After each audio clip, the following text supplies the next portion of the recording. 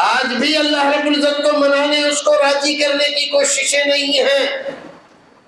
اپنی زندگی میں کی ہوئی برائیاں، خطائیں، قصور، ان سے ہمارا جی نہیں بھرا ہے۔ کتنی برائیاں اور کرو گے، کتنی خطائیں اور کرو گے، کتنے گناہ اور کرو گے، پھر اللہ رب العزت کے پاس جاؤ گے۔ کیا ابھی وقت نہیں آیا سدھرنے کا؟ الم یعنی الذین آمنوا ان تخشع قلوبهم لذکر اللہ، کیا ایمان والوں کے لیے ابھی وہ وقت نہیں آیا ہے کہ ان کے دل کانپ جائیں، خشیت محسوس کریں، اللہ رب العزت سے ڈریں، عذاب قبر سے ڈریں، میدان حشر کی گرمی سے، پل صراط کی گزرگاہ سے، اور پھر اللہ رب العزت کے سامنے حساب کتاب، پھر جنت یا جہنم، یہ سارے مراحل آنے والے ہیں نا۔ اس کی کیا تیاری کی ہے؟ تم بڑے ہوئے سوچنے لگے یہ کام کریں گے، تم نے کیا، اللہ نے برکت دی، کاروبار بڑا کر دیا، تم 1000 پتی تھے، اللہ نے لکھ پتی بنایا، لکھ پتی تھے، کروڑ پتی بنا دیا، تو اللہ رب العزت نے تو تمہارے ساتھ بڑا انعام و اکرام کیا، تم نے اپنی حسرتیں، تمنائیں، آرزویں، خواہشیں ساری پوری کر لی، بچوں کے لیے، دنیا والوں کے لیے، دنیا والوں کو دکھانے کے لیے، اپنے لیے کیا کیا ہے؟ اللہ رب العزت جب تم سے تمہاری زندگی کا حساب لے گا تو کیا کرو گے؟ کیا ہے تمہارے پاس؟ کچھ ہے؟ اگر یہ بات تمہاری سمجھ میں آ رہی ہے تو اب سنو، ہمارے نبی محترم، آپ کے ذمے کوئی گناہ نہیں ہے، کوئی خطا نہیں ہے، کوئی معصیت نہیں ہے، گنہگار نہیں ہیں، آپ معصوم ہیں، اور اللہ رب العزت نے اس کے باوجود کہ آپ معصوم ہیں، آپ کے تمام کوتاہیاں، اگلی ہو، پچھلی ہو، یا دنیا والوں کے اعتراضات ہوں، سب کو اللہ رب العزت نے معاف کر دیا، اور بخشش کا پروانہ آپ کے ہاتھ میں دنیا ہی میں دے دیا۔ تو نبی معصوم ہے، آپ کے ذمہ کوئی گناہ نہیں ہے، اس کے باوجود اللہ رب العزت آپ کو حکم دے رہا ہے، جس کام کے لیے آپ کو بھیجا گیا تھا دنیا میں، کام پورا ہو گیا، مشن پورا ہو گیا، اب ہمارے پاس آنے کی تیاری کیجیے۔ بات آ رہی ہے سمجھ میں؟ اذا جاء نصر اللہ والفتح ورأيت الناس يدخلون في دين الله افواجا، لوگ مسلمان ہو جائیں، ایمان کو سمجھ لیں، توحید پر کاربند ہو جائیں، رسالت کو پہچان لیں، نمازی بن جائیں، اللہ کو راضی کرنے کی کوشش کریں، یہ سب کچھ ہو گیا، صبح سے شام تک تانتا لگا رہتا ہے، ایمان قبول کرنے والوں کا، کلمہ پڑھنے والوں کا، دین میں داخل ہونے والوں کا، توحید کو قبول کرنے والوں کا۔ اب مشن پورا ہو گیا، اسی لیے بھیجا تھا آپ نے، مشن پورا ہو گیا، اب کیا کیجئے؟ اب یہ پیغام ہے آپ کے لیے بھی، فَسَبِّحْ بِحَمْدِ رَبِّكَ وَاسْتَغْفِرْهُ إِنَّهُ كَانَ تَوَّابًا۔ 3 لفظوں میں پیغام پورا کر دیا اللہ رب العزت۔ فَسَبِّحْ بِحَمْدِ رَبِّكَ، اب مشن آپ کا پورا ہو گیا، دنیا میں جس لیے آئے تھے وہ کام پورا ہو گیا، بچوں کے لیے دکانیں، مکان، سب کچھ تیار کر دیے، اپنی بیویوں کو، اپنی بچیوں کو بہتر سے بہتر تم نے سامان کر کے دے دیا، اب اپنی فکر بھی کرو، تب تک دوسروں کی کرتے رہو، اب اپنی فکر کرو۔ فسبح بحمد ربک، اب سبحان اللہ والحمدللہ ولا الہ الا اللہ واللہ اکبر ولا حول ولا قوت الا باللہ، اللہ کی تسبیح سے اپنی زبان کو ہر وقت رکھیں، اللہ کی تسبیح۔ اب 9 کو 100 بنانے میں نہیں، اللہ کو راضی کرنے میں تمہارا وقت گزرنا چاہیے۔ وَاسْتَغْفِرْهُ، اور اللہ رب العزت سے بخشش مانگو، اللہ رب العزت سے بخشش مانگو، بخشے بخشائے ہیں، معصوم ہیں، ان کو حکم ہو رہا ہے کہ اپنے رب کو راضی کرو، بخشش مانگو،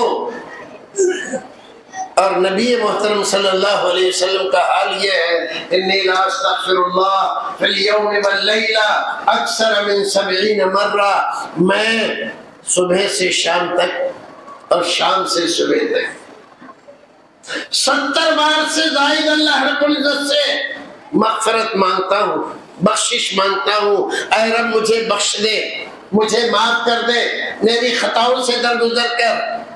وہ نبی جس کے ذمہ کوئی گناہ نہیں ہے 70 بار سے زائد، ایک حدیث میں 100 بار کا لفظ ہے، اللہ رب العزت سے استغفار مانگے، استغفر اللہ ربی من کل ذنب واتوب الیہ، استغفر اللہ الذی لا الہ الا هو الحی القیوم واتوب الیہ، اور پھر سید الاستغفار اور بہت سے کلمے ہیں۔ علماء کرام سے پوچھو بھائیو، پیغام یہ ہے، انہو کان توابا، وہ رب بڑا رحیم ہے، کریم ہے، توبہ قبول کرنے والا ہے۔ توبہ کر لو جو کچھ کیا ہے، جو گناہ تم سے ہوئے، جانے انجانے، خطائیں، معصیتیں، جو کچھ بھی ہوئی ہے جان کر کی ہے، شیطان کے بہکانے سے کی ہے یا نفس کی شرارت سے کی ہے، دوسروں کو دیکھ کر کی ہے، سب کی معافی مانگ لو اللہ رب العزت سے۔ اللہ رب العزت بہت توبہ قبول کرنے والا ہے، توبہ کو بہت پسند کرتا ہے۔ تو کیا ہمیں یہ پیغام قبول ہے؟ کیوں بھائی؟ یہ نبی کو اللہ رب العزت نے نسخہ بتایا، اس سورت کا پیغام ہے کہ جب زندگی اس موڑ پر آ جائے کہ اب چل چلاؤ کا وقت ہے، کب بلاوا آئے گا، کب فرشتے آئیں گے اور آ کر ہمارے سرہانے بیٹھ جائیں گے، اور کب ہمارے اعضاء سے ایک ایک کر کے روح نکلنے لگے گی، اور تب وہ وقت آئے گا کہ ہم کہیں گے رب ارجعونی، اے میرے رب تھوڑی سی مہلت دے دے، تھوڑی سی مہلت دے دے۔ کیوں 60-70 سال کی عمر تجھے دی، یہ کافی نہیں تھی، اب اور مہلت چاہتا ہے، کیا کرے گا؟ فَأَصَّدَّقَ وَأَكُن مِّنَ الصَّالِحِينَ، جو کچھ کمایا ہے، جو کچھ مال ہے میرے پاس، سب تیرے راستے میں تجھے راضی کرنے کے لیے صدقہ کر دوں گا۔ وَأَكُن مِّنَ الصَّالِحِينَ، اے اللہ تیرے پاس نیک اور صالح بن کر آنا چاہتا ہوں۔ تو کیا مہلت ملے گی؟ وَلَن يُؤَخِّرَ اللَّهُ نَفْسًا إِذَا جَاءَ أَجَلُهَا، یاد رکھو اس وقت کے آنے سے پہلے توبہ کر لو، اللہ کو راضی کر لو، اپنے گناہوں کی بخشش مانگ لو، استغفار کی کثرت کرو، تمہاری زبان سے اور باتیں نہیں، سبحان اللہ والحمدللہ ولا الہ الا اللہ استغفر اللہ ربی من کل ذنب واتوب الیہ، اس کا ورد ہونا چاہیے، یہی آواز نکلنی چاہیے تمہاری زبان سے۔ اگر تم اپنے انجام کو بہتر بنانا چاہتے ہو، اللہ کو راضی کرنا چاہتے ہو، جنت میں داخل ہونا چاہتے ہو، اس کے علاوہ کوئی دوسرا نسخہ نہیں۔ یہ وہ نسخہ ہے جو اللہ نے اپنے نبی کو بتایا ہے، نبی کو بتایا ہے۔ نبی گنہگار نہیں ہے، ہم گنہگار ہیں، خطا کار ہیں، معصیت کار ہیں، سر سے لے کر پیر تک گناہوں میں ڈوب چکے ہیں، لیکن غفلت ایسی ہے کہ آج تک اپنے گناہوں پر نظر نہیں ہے، آنے والی منزل کی خبر نہیں ہے، اور وہاں پر آنے والی مشکلات اور پریشانیوں کو حل کرنے، دور کرنے، اللہ کو راضی کرنے کی فکر نہیں ہے۔ بھائیو فکر پیدا کرو، فکر پیدا کرو، توبہ کرو، تنہائی میں بیٹھ کر اپنے بستر پر 2 منٹ کے لیے، صرف 2 منٹ کے لیے اکیلے تنہائی میں ذرا یہ سوچنا، اتنی لمبی عمر اس میں ہم نے کتنے ایسے کام کیے ہیں جس کی بنیاد پر اللہ کے دربار میں کھڑے ہو کر ہم یہ کہہ سکتے ہیں کہ اللہ یہ کام ہم نے خالص تیرے دین کی سربلندی کے لیے، تجھ کو خوش کرنے کے لیے کیے تھے، اے اللہ ہمیں بخش دے۔